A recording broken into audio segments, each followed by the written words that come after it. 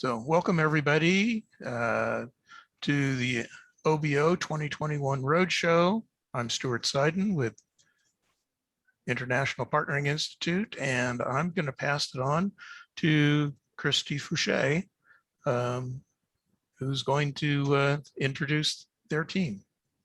Thanks so much, Stuart, and thanks to everyone joining us late on a Tuesday afternoon. We are really excited to work with IPI on our roadshow, our industry roadshow. We have partnered with within the department with our administration bureau to come out and talk to professional organizations that work in our realm of business, of AEC, to talk about our program opportunities and to get feedback from the community on ways we can be more transparent and how we can improve our process of collaboration with our critical partners like you who help us achieve our mission every day. So we've got a great group of folks that are here to engage with you on a variety of issues related to those opportunities and program topics. I want to introduce the slew of folks we brought on. We have OBO's Acting Director, Henry Jardine. We're also joined by the Office of the Procurement Executive, Michael Darius, and Dave Vivian is also probably no stranger to anyone that bids on OBO projects from the contracting office. Dave Vivian's been a longtime partner of OBO's. And we also have Tracy Thomas, who is our Managing Director for Construction, Facility, and Security Management. And we've got Chris Dudding from Construction Management and Pete Branson from Program Development Coordination Support. So we should be able to answer all of your questions, and hopefully after this session, we'll walk away as informed as you will be on your perspective of our program and how we can better align ourselves with IPI. We, OBO started working with IPI in 2019 as we started our pilot program for partnering. It was incredibly successful. We actually require our facilitators to be certified IPI trainers. So we are proud to be aligned with you. And I know Tracy Thomas is no stranger to you all either, and she'll be on here in a minute to talk a little bit more about engagements she's had and what we're doing with partnering here at OBO. Just a quick agenda before I turn it over to Henry and some housekeeping. As I mentioned, we're going to introduce you to both of our programs because OBO as a subject matter expert, we are hard pressed to do much without our contracting partners. And when our acting director and the procurement executive came together, they realized how important it was that they came together and talked to you all and interfaced with you directly along with their team that gets the job done. So both of them are here to talk to you about the programs. We've got some opportunities that we want to walk you through, some of our delivery methods, so you're well tuned to be prepared to do design build bids or bridging bids or whatever you want to focus on, as well as obviously Q&A and where we're going to be in the future. So that's the agenda for today, and I want to be sure that we talk with you guys. So use the chat function freely throughout the session. We will have time at the end to address your questions. If I see something's trending, we'll definitely flag them throughout the session. We hope this is collaborative and that you get as much out of it, during your time. So definitely use the chat function as freely and as often as you'd like. At this point, I'm going to turn it over to Henry. I'm going to turn it over to Michael Darius or Dave Vivian to get us kicked off. Right. If Mike isn't online, then yes, I'm Dave Vivian. I'm a contracting officer and branch chief working in the facilities design. I think Mike is on. Oh, okay, Mike. Sorry. Thank you. Hey, Dave. Sorry about that, but I'm not sure if you guys can hear or see me. Okay. We can do both. Yes. Oh, great. Okay. Awesome. Hey, I'm sorry I'm a little late. I wasn't sure if I was going to be able to make it or not, but we worked things out. I'm not sure where we're at on the slides. I see number 3 up. Yeah, I think we need to advance one more. There we go. Great. Well, folks, thanks for the opportunity to be here with you today. We're tag teaming this with Henry and his team because OBO is in fact the biggest customer that my organization has at the State Department. They have the vast majority of the procurement spend in the overseas building portfolio. You can see here, so I'm Mike Darios, I'm the Senior Procurement Executive for the Department of State. You can see here our mission and vision statements. I won't read those to you, but I'll give you a little bit of context in terms of kind of what those are predicated on. In procurement, we are very much a mission support provider. We support program offices like OBO and others. And we're really founding our ethos, so to speak, on this concept of acquisition experience. I kind of look at experience, customer experience, employee experience, stakeholder experience as something that really matters when it comes to the federal procurement space. You know, one of the things that we're doing through these series is, in fact, a lot of stakeholder outreach in an attempt to, especially with this crowd, try to get folks that may not have been participating in Department of State business in the past, or even if you are currently, we're trying to get you to look at our RFPs and pay a little bit more attention to the business opportunities that we do have out there. We can go ahead and go to the next slide because I don't want to. There we go. So I'll give you a little bit of background on the groups within, how we're structured in the groups within my office that support the OBO portfolio.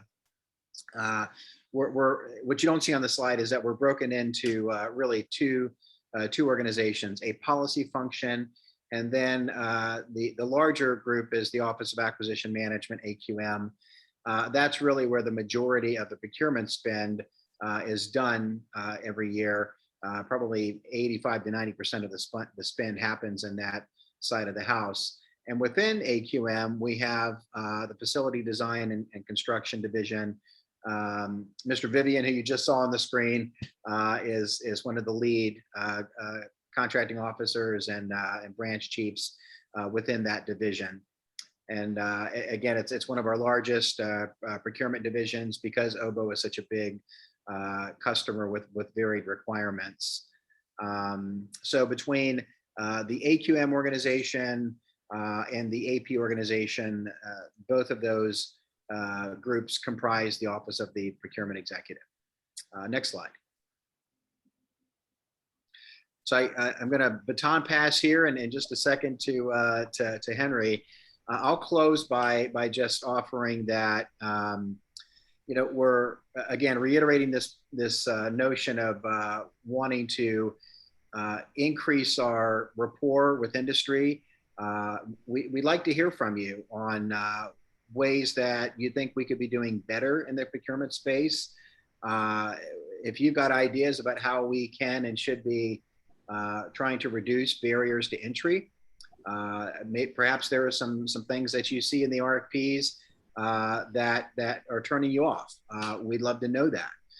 Or if there are best practices that you think that we should be considering and trying to leverage, and you know, if you want to bring that to our attention, and especially if that would be something that would potentially entice you to want to go after some State Department business, we'd love to hear that as well.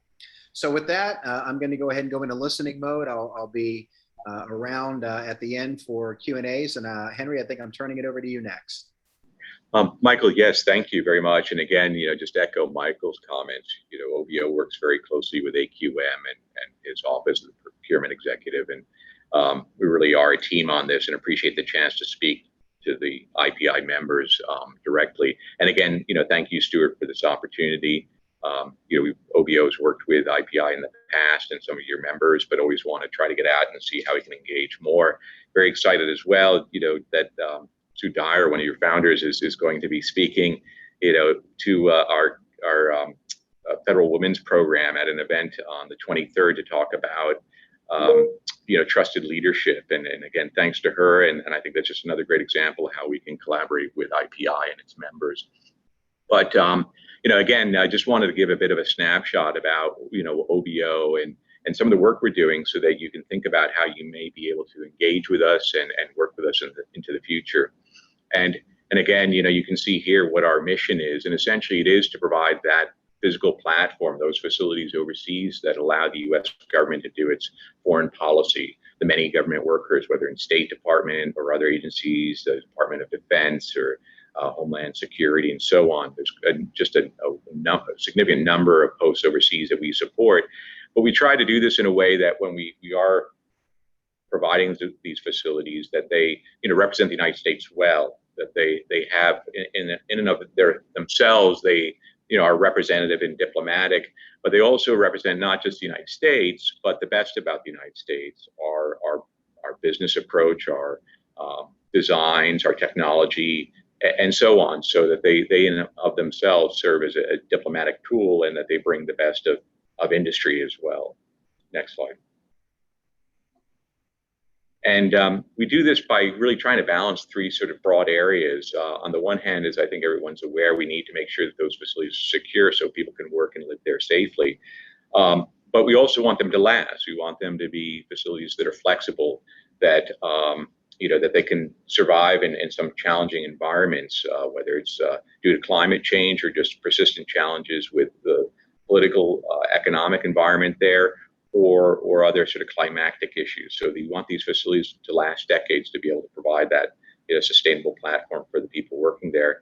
And then at the same time, we want to be smart about how we do that. We want to think about the approaches that are, in some cases, best practices in industry, but they also provide some flexibility for those facilities so that, as their mission changes, they can continue to do what they're doing. So we're looking at all different ways we can innovate, and that's where this dialogue with the industry is critical, because that's where a lot of the best ideas are coming from. And so we want to incorporate that into our work as well through the stewardship.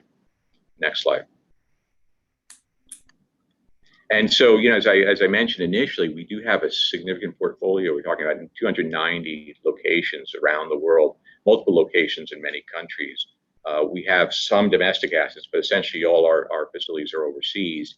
And in addition to the offices and other buildings, the sort of support facilities, we also, in many cases, lease thousands of residences. So our portfolio is quite expansive and requires extensive services, such as, from the acquisition piece to the design piece, to construction and the ongoing facilities management, and all the services, administrative and otherwise, that support that. So this is a very significant portfolio of great value. And it includes even items that most people don't always think about, but some of these historical cultural artifacts. In fact, we're celebrating the 200th anniversary this year of the American legation in Tangiers. It's one of our first facilities overseas, and we're still working with a private organization to maintain that. So we're very proud of that, and just the range and scope of what we're responsible for. Next slide. And I think that the thing that's interesting for industry is to see that we do have a significant budget, and it's a significant budget year on and year out. And one of the things I think is notable about the work that OBO does is that it oftentimes receives significant bipartisan support on the Hill, regardless of administrations, because I think our leadership does see that just the value of what we're doing in providing those platforms and keeping people safe overseas. So I think that consistency and constancy is actually very good for industry, because that there is a steady stream there and of resources for business. Next slide. And so when we talk about our program, I mentioned there's just sort of different elements to it. And you can see that we do have a number of ongoing projects already. Even in the context of COVID, we've been successful in keeping many of our projects going. We've seen some delays, but we're still very excited that we've been able to, we're at the end of this month, we'll be participating in the dedication of a new embassy in Maputo, for instance. Earlier, we had a dedication of a new embassy facility in Niamey.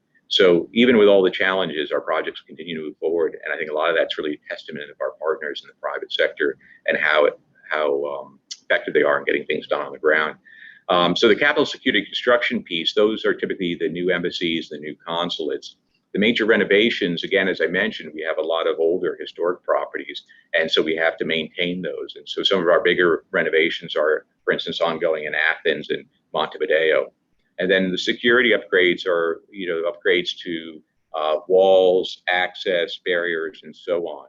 And we have a number of projects in that area as well. And then minor construction improvement, what we would characterize as minor construction improvement, you can see is still $350 million.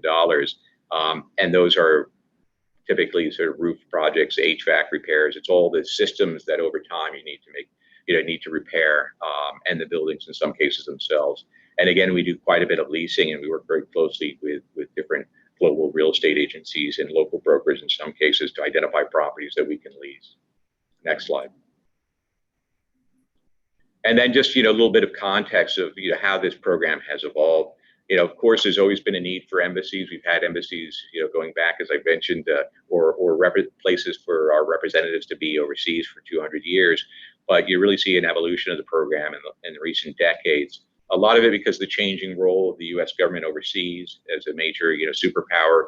We've had to have more of a presence globally, but then we've also seen changes in the security situation and the security dynamics. Those changing security situations, you see some of the milestones where there was, various attacks against, for instance, the Beirut bombings in the 80s, and then the bombings in Africa in the 90s, and then the evolution of terrorism, the global war on terrorism through the early 2000s. And so the funding, new programs have been identified by Congress, and you can see the various programs that were set up and the funding that we were then given as a result to go forward and replace some of our more at-risk facilities overseas. Next slide. And so, as we go forward and we think about how we want to do our job, I talked a little bit about our mission, our vision, and sort of how we balance those different priorities in accomplishing the mission. We have to also think about approaches that we need to address, say, the changes that we're seeing now, whether it's political situations on the ground, climatic issues, as I mentioned, other risks that are coming up. And so we want to think about how we can be more effective in doing that. And the industry is changing, the technologies are changing.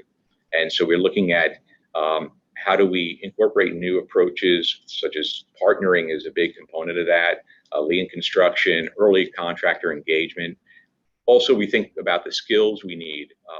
We're realizing that having architects and designers and engineers are all very good, but we also need to think about other areas, such as, again, individuals with a background in, say, climate and other technologies, logistics management. So we're thinking about the people we need. And like all of you out there, data is critical because we're doing a lot of more virtual, as is evidenced by this platform. So, whether it's, digital designs and virtual site surveys and other technologies. And then we need to think about the platforms and how they will evolve into the future as you see this more dramatic changes coming up more frequently. Responding to those means that we have to be a bit more thoughtful about how those facilities can adapt and change going forward into the future. So we're partnering with academia as well and getting their feedback on what are the trends they're seeing. And then the other thing we recognize is that when we don't work or live in isolation, when we build a facility, that facility has an impact in the environment which it's located. You look at embassies like London, where we built an embassy in a fairly underdeveloped area in London, downtown London, that now is a booming center of commerce and development. Similarly, in a place like Pristina, we just recently completed an embassy there in Kosovo. And as a result, we've seen a lot of development around the embassy there, and it has an impact on the community. We recognize that and want to be responsive to that. So again, I think this is my last slide. If we go to the next slide, really just wanted to give you a sense of what our mission is, what OBO is doing, what's our portfolio, how expansive it is, to how we're funded, and some of the issues and changes that we've seen and how we seek to continue to evolve.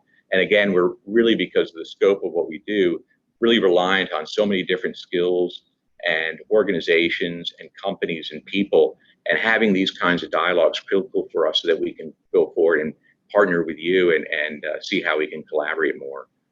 So with that, we'll go a little bit more into specifically in how we do our projects, and I'll pass it over to our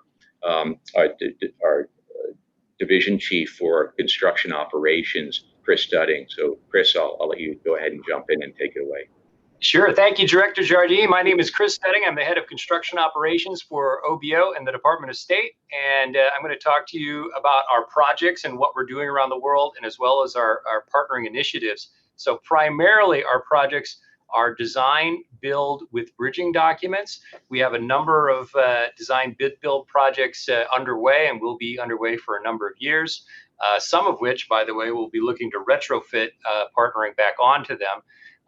You'll occasionally see design build without bridging documents, and every now and then a construction manager as constructor or a CM at risk kind of situation. Next slide, please. One small detail, it's not listed on those slides, but maybe we should mention that we do almost exclusively firm fixed price contracts, and therein lies the rub on a lot of the disputes we find ourselves in with our contractors. We go out, we want a high level of contractors working on our contracts. We're working hard to expand the pool with contractors. It's not easy doing work overseas. It's not easy convincing contractors to come work for us with the economy such as it is, with a lot of perceived risks on coronavirus overseas. Although a case can be made, the U.S. is not doing great on coronavirus either. We go out and award these projects. Sometimes you'll see a best value trade-off, but typically we do lowest price, technically acceptable is kind of our bread and butter of how we get our projects awarded. A great picture of Mexico City and India, by the way. Next slide. And there is, I believe this is a photo of Kampala Partnering Group, if I'm not mistaken. But we intend to award, we're getting into partnering. We're going in a big way. We're looking to add partnering to many of our projects above $5 million. Between $5 and $20 million is kind of a discretionary range. And above $20 million, we'll see almost all partnering. We do most of our contracting with American contractors. When we contract with an overseas contractor, you may not see partnering as much on that project. It may take a little bit to get the culture in gear. So this first year, we're going to start with the American contractors, and typically that's $10 million and up. We've developed a Division I specification. We have a Section C language, and we're also putting it out on sam.gov, our pre-acquisition system that we use. And we are asking that partnering facilitators that work with us be IPI certified, so we have an idea that they're qualified to be doing that. Yeah, and Tracy Thomas, my colleague, points out both local and US, that's correct. So next slide, please. So the sam.gov partnering. So we intend to use partnering to foster an effective working environment with our contractors. And that's really one of the driving missions of partnering. And so our contractors, when they bid our work, they know that we're investing in having an effective working environment, an effective relationship with our contractors, and not in a adversarial relationship. We want to get away from those entirely. We try to, we're going to be going, on most cases, going through our general contractors to find and propose a partnering facilitator. And that may, it's not ruling out other means for us to find and select partnering facilitators, but going out the gate, we're going to be trying to go through our general contractors to find, propose, we can, and then mutually agree is the idea of coming up with finding someone that's best fit for the team. And to kind of kickstart that, we're telling our contractors we're going to be paying the direct and administrative costs of doing that. And we'll be doing a discussion, all other costs subject to discussion and cost sharing. That may be the first time the partnering consultant is implemented to kind of have a three-way discussion of how this is going to work and what the expectations are and how much it's going to cost ultimately. Next slide. And this is one of my favorite slides. This slide, our general contractors tell us this is one of the most effective slides we put out. And successful OBO contractors, this identifies, by the way, a lot of the pain points that create that friction, that create the need for a partnering process, a lot of this. So contractors who understand our construction security requirements, which are extensive. We want to build it the right way with the right people and keep it secure throughout construction. understanding logistics of an overseas project is a major challenge of our projects, if not one of the primary challenges of our projects. Implementing a project schedule that works is one of the kind of a key point. Quality labor, commission the projects. When they have joint ventures that don't work, like they're not partnering with themselves effectively, that's always a problem. If they focus on claims versus production, or just focus on claims period, we've had contractors do that, and they get lost in the weeds. And surprisingly, we're finding the partnering facilitator, while not being the formal mediator of these claims, we found if they facilitate an environment where we're discussing these REAs, that tends to lead to some results. So that's some early breaking news on kind of a new direction partnering is going that kind of surprised us just a bit. And again, major logistics overseas, logistics, finding those right workers, dealing with those host country issues in a nutshell. So next slide. And this is just a quick recap. COVID has been pretty rough on our program. At one point, we had 54 of our 60 major projects were suspended due to COVID. Happy to announce today we have only one in Suva, Fiji, that's fully suspended. We have several others that are limping along under a partial suspension or something like that. But knock on wood, the COVID outlook worldwide is looking better. And happy to announce, by the way, we found ways to get our worldwide workforce, about 13,000 workers, 90% vaccinated. So we're pretty proud of that accomplishment. And I believe that's the end of the construction slides. Yes. Thanks, Chris. Great. Before we take it, send it over to Pete, I wonder if Tracy, you wanted to say a few words?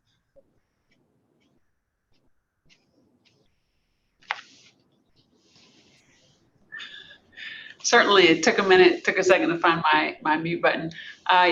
Greetings to everyone. Great presentation, Chris. And I was in Chris's position when we started the pilot in Kampala. It had some risks on it, and I think Chris just mentioned we used a facilitator to help have a facilitated negotiation around some REAs, and so that isn't partnering per se, and yet having the skills of a facilitator help to bridge the gap on communications and find what you have in common.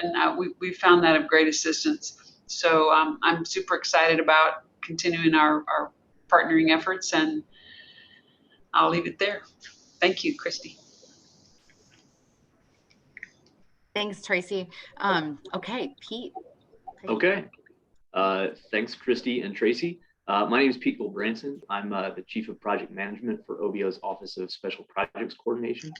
And I get to do the most fun part of this entire presentation, which is talk about the opportunities that we have coming up for hopefully all of you to be able to help us out with our program. So the slide you see here in front of you is, so the first two slides, we're going to talk about the larger projects in our program, which like we already mentioned, are all of these projects that you'll see on this slide and the next are going to have a partnering aspect to the contract. So these are all opportunities for you folks to get involved in our program. This particular slide shows our capital security construction program. This is, in a nutshell, new embassy compounds and new consulate compounds. So these are our big new facilities that we're building all over the world. And like Henry said, this program has been going on for about 20 years. It's in response to some laws that Congress passed back in the early 2000s to change our security requirements. And so we are slowly upgrading all of our embassies worldwide to meet those security requirements. And coming up, in the next year or so, you're going to start to hear about Rio. You're going to hear about Hanoi. That one's near and dear to my heart. Doha, Milan, Lagos, Lilongwe. These are all coming up very shortly. The rest of these are kind of on the 5-year plan. So let's see. We've averaged about 2.2 billion per year over the last 5 or 6 years for our capital security program. Lately, this year and next year, it looks like it's going to be more like 3.4. So, in the recent history, the program's actually been getting bigger, which is good news for all of us. Before we start on construction of these, we obviously have a real estate piece. We have to find a piece of property and purchase it. We have project planning, and then there's a bridging design portion of all of these. So I'm going to talk a little bit about the contractors that help us out throughout this entire project sequence. So let's go ahead to the next slide. All right, so what we're showing here, this is our second major program, which is our maintenance cost sharing program. What these are, there's several reasons why we might do a major rehab or some kind of a major maintenance type program or project. First of all, like I said, we've been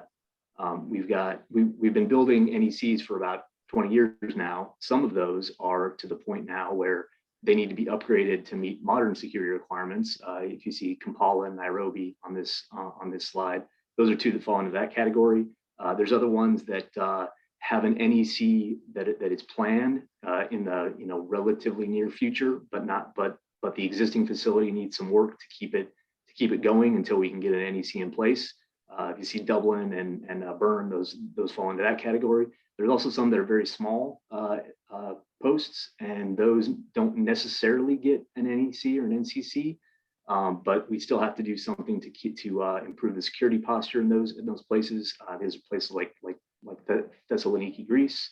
We're talking about 7 people at that post, and so we don't necessarily need an NCC, but we still have to do something to solve their security issues. So these are all posts that are on our 5-year plan for the MCS program.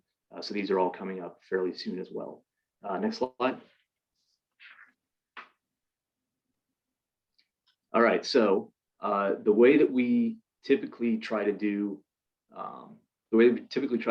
our construction is we have for many types of projects, we have indefinite delivery, indefinite quantity contracts where we can go and we can task a contractor with doing a construction project for us.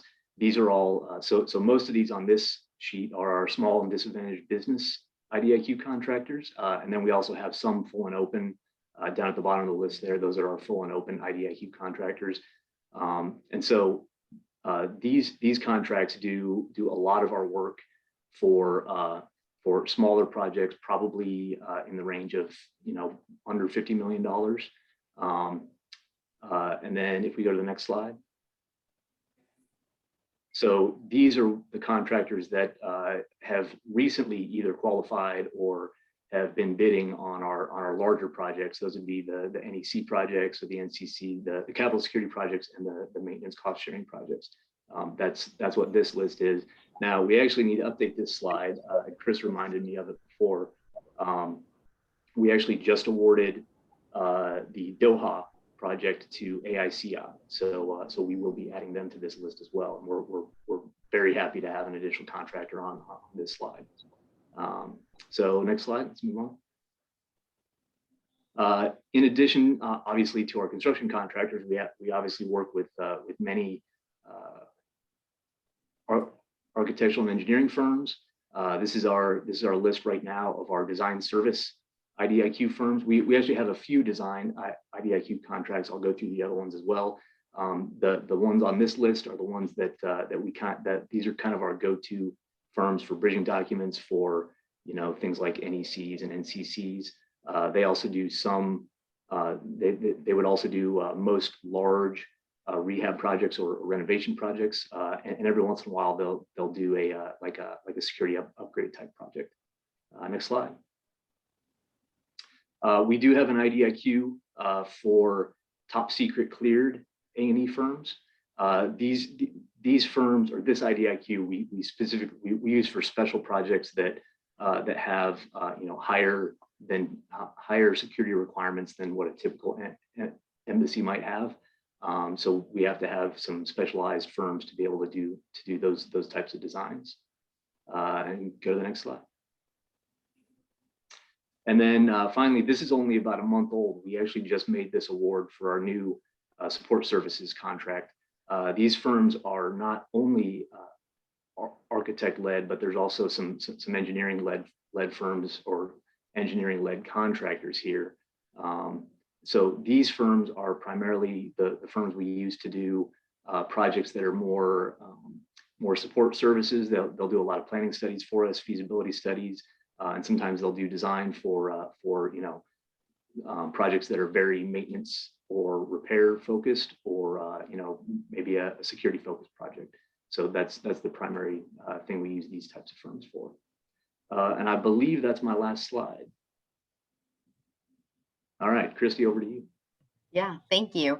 And Patrick Crosby, great to see your comment. And I know Tracy, you put something in it, but I did want to ask it to the larger group and see if you wanted to add anything to that, Tracy or Viv or Pete, especially because we mentioned Adana. The question was, will OBO adopt progressive design build as a procurement method? And Tracy let them know that we're considering it and that the true design build pilot for Adana is on its way. So Pete, I don't know if you want to add anything to that or talk a little more about that or other programs like it. Yeah, I mean, I think the only thing I'd say, we talked about, Chris talked about the fact that that OBO in recent history has been most comfortable with design build with bridging. That's kind of our go-to project method. However, there's certain, it's a toolbox, and so there's certain times where we think, it's becoming less and less. There are times where we believe that design bid build maybe is the way to go, but more recently we've started to look at whether construction manager at risk or design build without bridging, just a pure design build project is maybe a better way to go depending on the project. And so, like Christy mentioned, yes, right now our pilot for a pure design build project is the Adana and CC project, and that I believe we're gonna get that out on the street next year. So we're gonna see how that one goes. It looks like it's gonna be successful, and if that's the case, then you'll probably see more of that type of project coming down the pipe. Okay. And if I can add to that. Something else that we're thinking about and would like to do is consider the contract delivery method as part of a risk mitigation. So what are the risk drivers of a project that maybe a different contract delivery is more appropriate? And I think that's specifically fitting in a context of partnering facilitators, because some of that is about identifying risks and developing trust as you mitigate the risk together. So we haven't drawn all the conclusions around that or studied, but that's something we want to do, is have more of a deliberate decision-making process about how we make those decisions. Okay. And Pete or Tracy, do you want to clarify? Patrick's asking if Adana is a two-step or progressive DB. Right now, it's being planned as a two-step. Do I have that right, Tracy? Yeah, I believe it's a two-step. Yeah, which for us is big because it's taking out the bridging piece, which has been a difficult thing, for us in the past. So this will be the first time, that we're not passing along a bridging set. So it's a big step for us. I know, Patrick, you've had a lot of success with civic projects in the progressive design building in California. You guys have some great examples. I know we've seen. So thanks for sharing that. So we, in addition to this session, if you want to go to the next slide, Ashley, I think we did just want to highlight for the IPI members that there are quite a few ways that you can hear about OBO, learn more about us, or understand about opportunities. This roadshow in particular continues with SAME. I know you all are members of various organizations, so we will be talking to SAME next month. And I did want to be sure to let you all know that we're going to close this roadshow with an OBO department hosted session, likely in November, where we're going to take all of the feedback that we received from the great organizations that we've been out talking to since, I think we started this in June, July. But we're going to take that feedback and talk to you about what we're going to do going forward, things that we've learned and changes that we'll be making. So It won't be repetitive, so if you joined this, make sure you you attend the one at the end. I can't imagine that the COVID situation is going to make it possible to do it in person, but we will invite everybody that has been a part of this roadshow. Hope you can be there and hear from each other and get a sense of what we've heard from the larger AEC community. And to the Adana opportunity, actually, if you go to the next slide, in addition to this roadshow, we do have other things coming up, and I want to plug the, we have a distribution list. It's on the left side where you've got the social media platforms, and there's this state.gov website, our OBO website. There is a place to sign up for our email distribution list. We send out every opportunity that is posted on Betis on now sam.gov. We repeat those opportunities to the email database. We send out when we have events, when we award a project, things like that, or when we award design, when we're dedicating a building. So if you're interested in knowing more about us, either following us on social media or signing up to get the email plugs from us is a great way to learn. Pete and his team held some really great info sessions on Adana. We had some listening sessions from the contractor community. They were really well attended. If you want to be a part of those conversations, specifically on projects as they're developing, join that database group, because we invite everybody that asks to join to those kinds of sessions. So as the Adana matures and we bring other projects like that into the fold. One of the things that we have learned from this roadshow is that we need to be talking to you early and often. If you are new to our program, bidding on a project as it's announced on sam.gov is not ideal. So we're working ways to try to socialize opportunities with you guys much earlier so that you're getting more comfortable with the regions and the areas that we're planning to work on over the next few years. We're hoping in 2022 to come out with regional workshops where we can talk to you about things that we know about executing work in certain areas that we know we're going to be having projects over the next, within our 6-year plan. So stay tuned for those, and then join us at any of the conferences or sessions that we have on upcoming events. These are also on our website and are available to and are available on both on social media as well. Okay, next slide. Okay, Q&A discussion. We have addressed a lot of the questions that are in the chat already. Stuart, I don't know if you've gotten any others that you want to plug in, or if anybody has any questions. But while we're waiting for those, I don't know, Tracy, Chris, or Pete, if you want, or Dave, if you wanted to add anything while we're waiting for additional questions. The one thing that I did want to add, I meant to foot stomp it on my slides, but sam.gov is where we advertise everything. So, I think a lot of the opportunities for the folks on this call are with our contractors that are going to be bidding on these projects. But if you want to know what's coming up for OBO, sam.gov is the place to find all that out. Great. And I forgot to mention, which was on the other page, the Industry Advisory Group, our annual meeting, of which Patrick Crosby, who is one of your members and in attendance right now, was a member of our prior group. The IG annual meeting is on Friday. It's WebEx virtual. Information is on our website. It's open to the public. We've got a great session lined up talking about Embassy Effect and our Embassy 2050 program, as well as how OBO is positioning ourselves to respond to the executive order on tackling the climate crisis at home and abroad. We've got a great lineup of speakers, and obviously always good to see familiar faces from the industry, asking the right questions and getting some info on our program from our leadership. Okay, there aren't any other questions, Stuart. So I'm gonna kick it over to, unless you have some closing remarks, I was gonna kick it back over to Henry and Mr. Darius. That'd be fine. Great. Okay, great, Christy. Yes, again, I thank IPI and Stuart and those who we're here today. It gives us an opportunity to talk a little bit about OBO, its collaboration with the Procurement Executive, Mike Darios and his team, and how we are very much engaged in reaching out to our partners in the private sector to see how we can do better at what we're doing, which is providing a very important platform for U.S.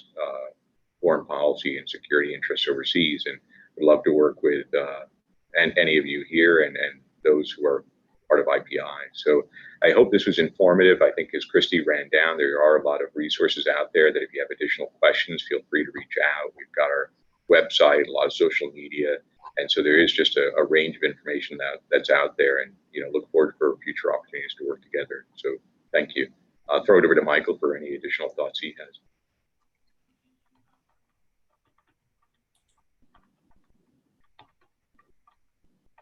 Thanks, Henry. I'm not really sure you could have, I'm not sure I can really add on to that. I think you closed it out pretty well. I guess I'll just offer that, the State Department does about $10 billion a year in annual spend. And again, a very good portion of that is in this space. There's a lot that we're looking at in terms of executive orders and policy that's coming out of the White House. Some of which we'll put an analytical lens on when it comes to this part of the portfolio. One that does come to mind is Made in America, the new executive order there. So there's a lot going on in this space. I welcome the opportunity to have continued dialogue on it with industry.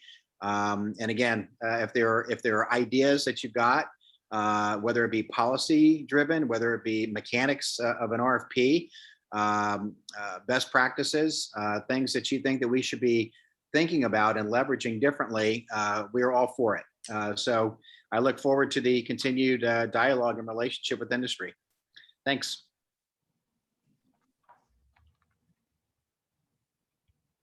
Thanks so much. Thanks so much for hosting us, Stuart. And we can get you these slides to post along with the recording if that's helpful for your members. Well, that would be terrific. And thank you to all of you for your presentation. And I found it quite interesting and fascinating what you're doing. So thank you very much. Okay, thanks so much. Bye-bye.